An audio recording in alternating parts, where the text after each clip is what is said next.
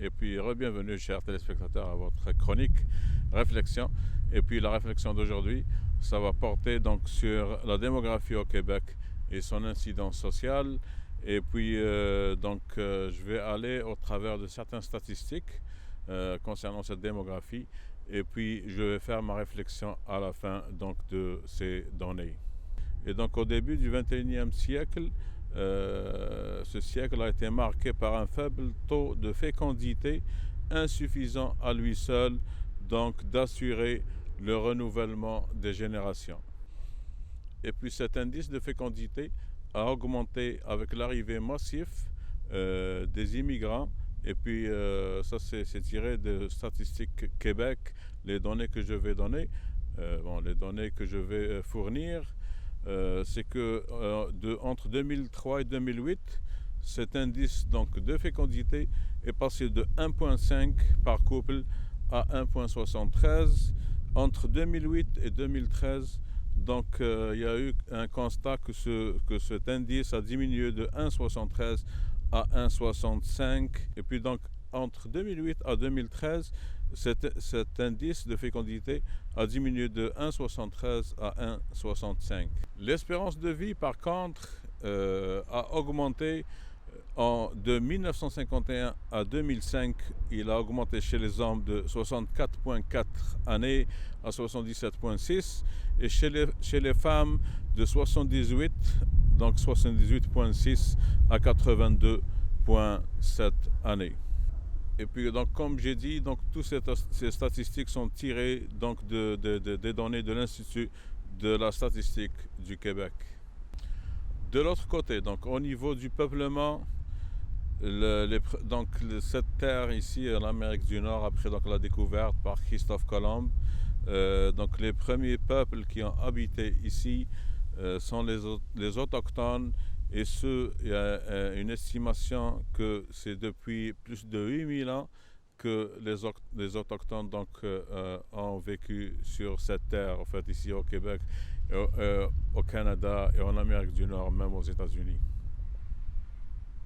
Au début du XXe siècle, la métropole montréalaise accueille de nombreuses communautés immigrantes, donc sous une politique d'immigration fédérale au niveau donc, de tout le Canada. Ça a été régi par le fédéral et parmi donc, ces communautés, on distingue les Français, les Britanniques, les Irlandais, les Italiens, les Polonais et les Ukrainiens.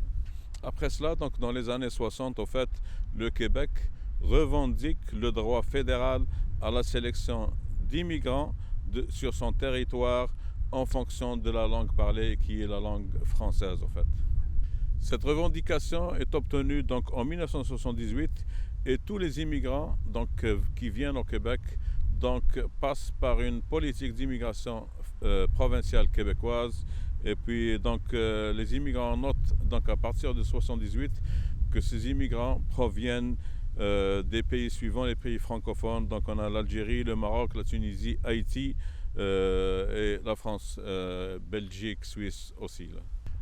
À noter, et ça je me base sur des faits au fait, que les immigrants de confession chrétienne s'intègrent facilement et rapidement ici à la société québécoise et que les immigrants de confession musulmane s'intègrent moins. Et ceci est basé donc, selon une statistique publiée en 2017 que 57% des Québécoises et Québécois estiment que les musulmans donc, s'intègrent mal à la société québécoise et même au niveau du Canada anglophone.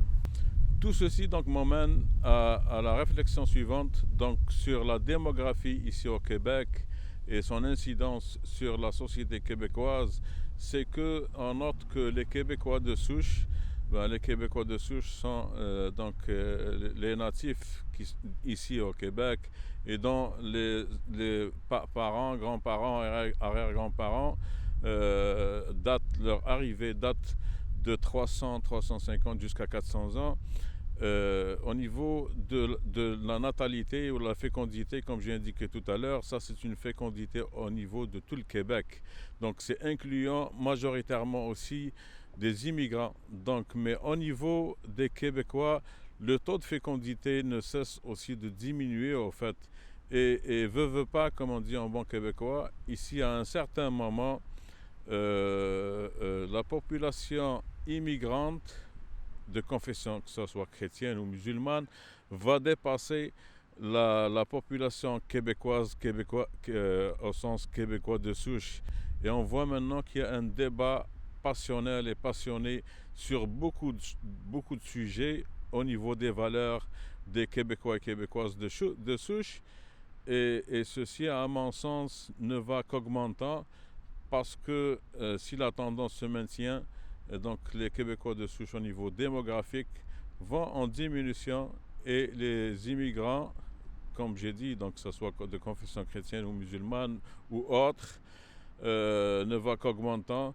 Et à mon sens, peut-être dans 2-3 générations, ce qui va primer, parce qu'au niveau des élections, les élections démocratiques, c'est la majorité qui a raison.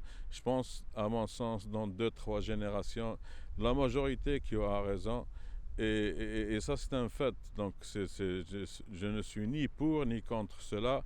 Donc, au niveau donc, de ces élections, les gens de descendance immigrante vont avoir, comment dirais-je, c'est eux, au niveau du vote, qui vont avoir la majorité, c'est ça le mot que je cherchais, la majorité des votes ici au niveau québécois. Et même si la tendance se maintient aussi au niveau canadien, parce qu'au niveau des Canadiens de souche aussi, si on peut appeler cela de souche, leur démographie ne va qu'en diminuant et la démographie des immigrants ne va qu'augmentant. Donc au niveau même canadien, d'ici 2, 3, 4 générations, ceux qui vont avoir la primauté au niveau donc des votes et au niveau des suffrages, ça va être, à mon sens, donc les immigrants. Et puis donc c'était ça, chers téléspectateurs, cette chronique, la chronique donc réflexion, et puis qui a porté au fait sur la démographie au Québec et son incidence sur la société québécoise. Et puis merci de l'avoir suivi. Je vous donne rendez-vous à la prochaine chronique. Merci beaucoup et bonne journée.